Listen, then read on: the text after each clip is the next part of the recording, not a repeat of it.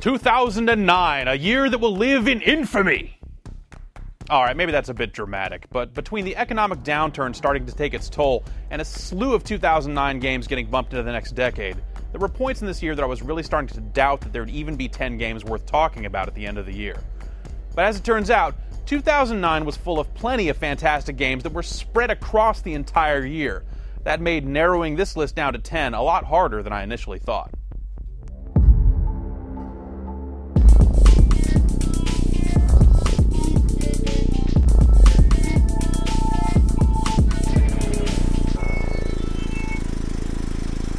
In a world filled with rhythm games that chase reality in one way or another, it's great to see that the classic style of abstract rhythm games with crazy Japanese influences still works.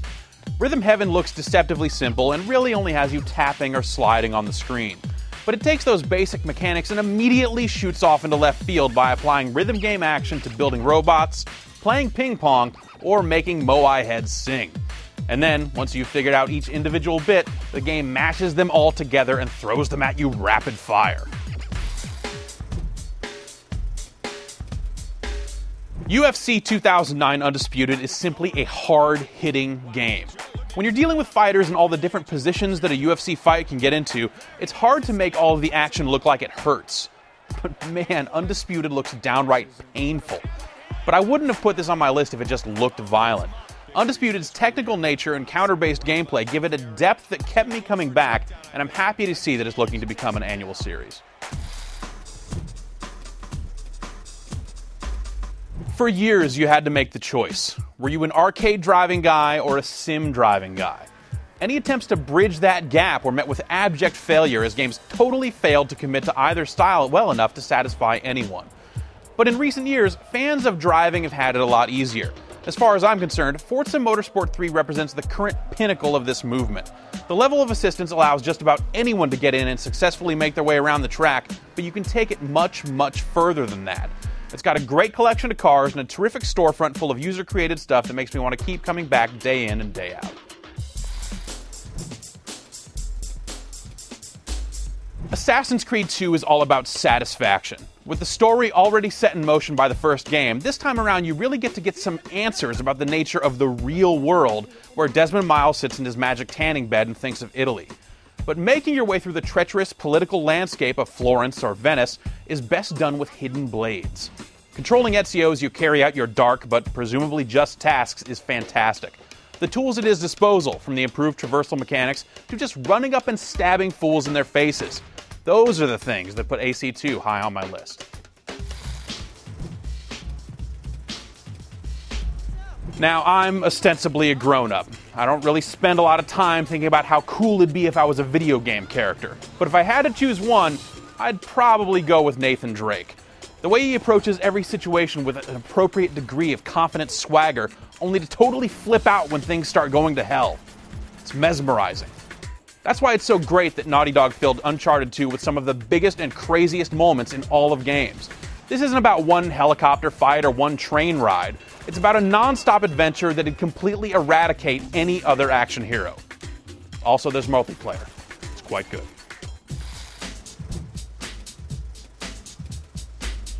I'm only kind of acting like a jerk when I say that the only thing that could have made Batman Arkham Asylum better is if Adam West was in it. While I will maintain that Adam West is the best Batman, the way Batman is portrayed in Rocksteady's game is amazing. Batman is crazy, but if he's gonna make his way around the asylum and deal with all these super criminals, he has to be just as messed up as they are. The portrayal of the character is fantastic, but the detailed environments and mind-blowing mix of gameplay styles is what really sets Arkham Asylum apart from the chintzy licensed junk that we've come to expect from most comic book titles. Alright, Street Fighter 4 has 4 right in the title, so naturally it's going to be the 4th game on my list, right? No? They're telling me it doesn't work like that. Let's just move on then. How crazy is it that in 2009 there's a big mainstream fighting game out there that's able to unify both the casual Kens and the high-level tournament scene? These moves, these combos, they're practically imprinted onto our DNA at this point. Most of that classic stuff still works, but Street Fighter 4 builds upon its legacy in exciting new ways that make it feel like more than just a nostalgia trip.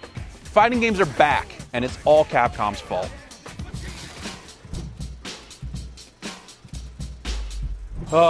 Borderlands has my heart. It's not the most technically impressive shooter in the world.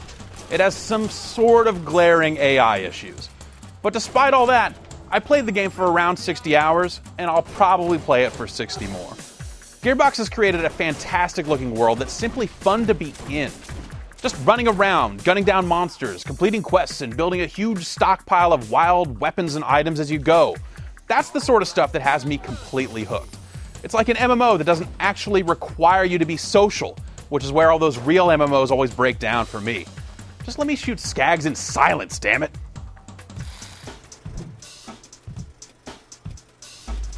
I could sit here all day and run down the list of old things that Shadow Complex was inspired by, and how it's great that someone could make a solid, loving homage to the classics.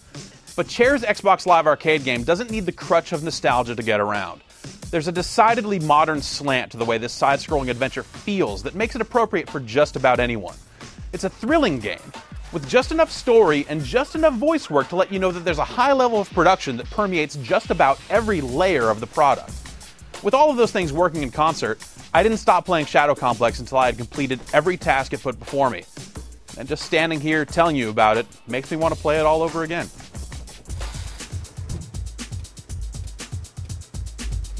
I feel like I could just shout Modern Warfare 2, drop the mic, and walk off stage right at this point. While I still feel like the single-player story could have been handled a bit better, that's a fairly minor blemish on a game that's so stellar in so many other ways. It's the feel of the shooting, the differences between the weapons and multiplayer loadouts, the expanded perks and killstreak system, the quality of the multiplayer maps, the great voice work from Keith David and Billy Murray, the presence of Spec Ops, one of the best co-op modes around, the uncompromisingly smooth frame rate. If I didn't have a job, I'd be sitting at home in the dark, surrounded by pizza boxes, smearing my greasy fingers all over a gamepad while attempting to gun down as many other players as possible. Look, I know it's cool to hate Modern Warfare 2 for the crowd it sometimes attracts, but don't let the annoying headset antics of a few maladjusted children get in the way of 2009's most hectic, most intense, and most satisfying multiplayer experience.